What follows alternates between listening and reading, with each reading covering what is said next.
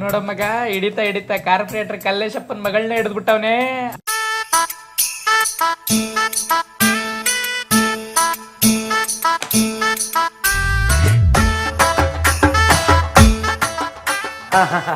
ನಮಸ್ತೆ.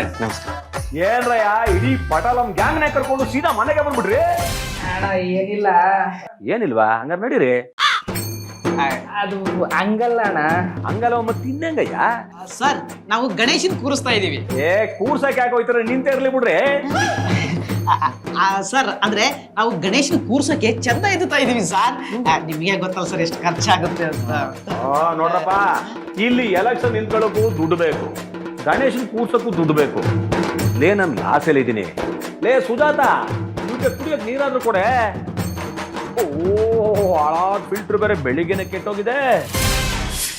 ಈ ನನ್ ಮಗನಿಗೆ ಕಲ್ಲೇಶಪ್ಪ ಅಂತ ಯಾರು ಹೆಸರಿಟ್ರು? ಕಂಜೂಸಪ್ಪ ಅಂತ ಹೇಳ್ಬೇಕಾಗಿತ್ತು. ಸುಮ್ಮನೆ ಮುಂದೆ ನನ್ನ ಮಾವಾಗೋರು. ಅಪ್ಪ, ಅಗಲತ್ತಲ್ಲಿ ತಿರುಕನ್ ಕನಸು ಕಾಣ್ಬೇಡ ತಾವು. ಗುರು, ನೀನೇ ಕೇಳ. ನಮಸ್ಕಾರ ಸರ್. ಆಹಾ, ಏನ್ ನಯ, ಏನ್ ವಿನಯ. ನನಗೂ ತುಂಬಾ ಇದೆ ಸರ್. ಅರೆ ಸರಿ, ಇನ್ನ ಈ ಏರಿಯಾದಲ್ಲಿ ನೋಡ ಇಲ್ವಲ್ಲಯ್ಯ? ಭಕ್ತಿಗೆ ಯಾವ ಏರಿಯಾ ಆದ್ರೇನು ಸರ್? ನಿಮ್ಮಂತ ದೊಡ್ಡವರು ಪೂಜೆ ಪುನಸ್ಕಾರ ಅಂತ ದೇವಸ್ಥಾನಕ್ಕೆ ಹೋಗಿ ಲಕ್ಷಾಂತರ ಖರ್ಚು ಮಾಡ್ತೀರಾ. ಅದೇ ನಾವು ಇಲ್ಲೇ ಕೂರಿಸ್ತೀವಿ ಅಂದ್ರೆ ನಯ್ಯ ಪೈಸಾನು ಕೊಡೋದಿಲ್ಲ. ನೀವು ಕೊಡೋ ದಾನದ ಹಣದಲ್ಲಿ ಎಷ್ಟೊಂದು ಕುಟುಂಬ ಊಟ ಮಾಡ್ತಾವ ಗೊತ್ತಾ ಸರ್?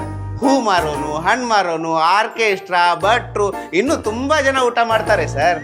ಏನಯ್ಯ, ಬಹಳ ಬುದ್ಧಿವಂತನ ತರ ಮಾತಾಡ್ತಾ ಇದೀಯಾ. ಯಾರಯ್ಯ ನೀನು? ಇದರಲ್ಲಿ ಬುದ್ಧಿವಂತಿಕೆ ಏನ್ ಬಂದ್ ಸರ್? ನೀವು ದೊಡ್ಡವರಾಗಿ ನಿಮ್ಮ ಅನುಭವದ ಮಾತೆಲ್ಲ ಜನರಿಗೆ ಹೇಳ್ಬೇಕು. ಅದನ್ನು ಬಿಟ್ಟು ಎಲ್ಲರೂ ಅವ್ರವ್ರ ಲಾಭಕ್ಕೆ ನಿಂತ್ರೆ ಭಕ್ತಿಗೆ ಜಾಗ ಎಲ್ಲಿದೆ ಹೇಳಿ ಸರ್? ಒಂದು ಸರಿ ಇಲ್ಲ, ಎಲ್ಲ ಹೋಲಿ ಬಿಡ ತಗೋ.